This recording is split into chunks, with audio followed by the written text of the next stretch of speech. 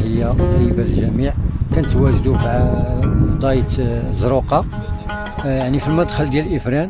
ضاية جميلة وجميلة جدا، فيها الأسر هنايا كيطيبوا الغدا ديالهم، كيتنزهوا، يعني الأجواء جميلة وجميلة جدا.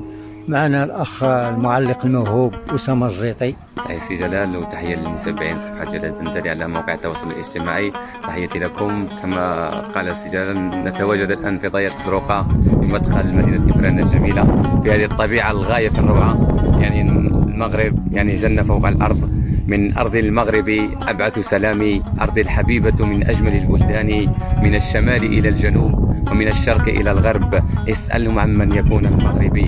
ثقافات مختلفة تحيا بتنوع وانصهار، الأزول أو السلام لا يختلفان ما دام يحملان نفس المعاني. تاريخ طويل من الاستعمار يحكي عن المقاومة والانتصار، عن الخطاب والزيان وغيرهم. قد يطول عن إنجازاتهم كلامي، فنحن لا نقبل العبودية ولا طمس الهوية.